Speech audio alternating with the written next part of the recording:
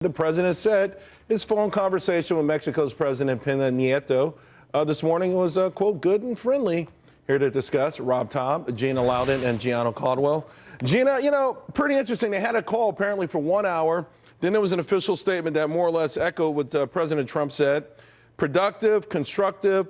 With respect to paying the wall, both presidents have recognized a clear and very public difference. They're going to not talk about that with the media anymore. But it feels to me like art of the deal right now. You had to blow up, then you had the 1 hour conversation, and it seems like they're both moving toward some sort of mutual goal.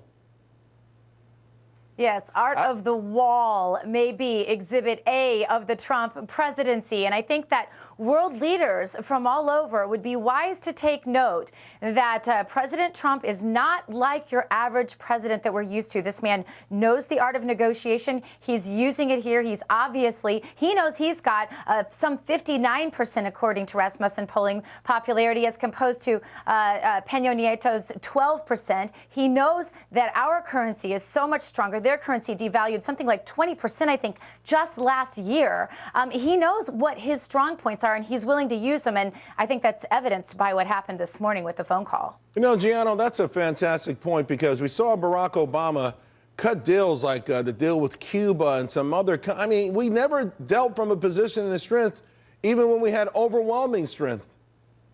Yeah, I absolutely agree with that. What's interesting is some of the things that we're hearing out of Mexico today. Carlos Slim, a very reclusive billionaire, held about an hour press conference, and one of the things he said is Mexico is one of America's best partners. But the truth of the matter is, with the $58 billion trading deficit in which we've experienced on this end, I guess it's good for them, but it's not really good for us. And I'm really happy to see a president with a America first mentality. And this is going to be important moving forward, because there's a number of other deals that have to be negotiated, obviously NAFTA and a number of other areas. And I understand there's some people that are clearly pissed off, but the truth be told, we've been given to other countries and not really considered or prioritizing our country and our citizens first. So this is going to be a change, and people ought to get used to it. Yeah, Rob, you had Carlos Slim, Mark Cuban, and Lindsey Graham all saying, hey, be careful of a trade war. That should make you feel better, no?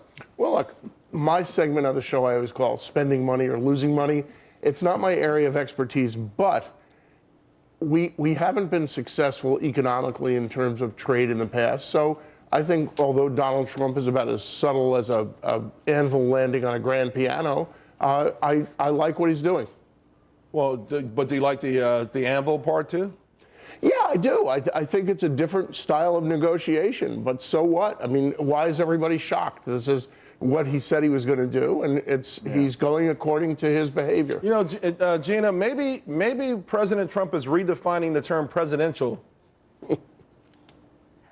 I think there's no doubt about it, although I think if we were to go back to what our founders intended for the office of president, it is that he represent the people and the citizens, and that he has his own career and things outside of politics. And so I think perhaps he is actually just a throwback to what our founders intended. And I think it's a beautiful example of how our Constitution is so well done that it actually, our system sort of maybe self-corrected. We'll watch and see. We'll watch and see, but I think a lot of people feeling better. Even Rob, that we have a muscular president who's not afraid to use it. Thanks all, guys. Have a great weekend. If I don't see you again later this show. Thanks, Charles.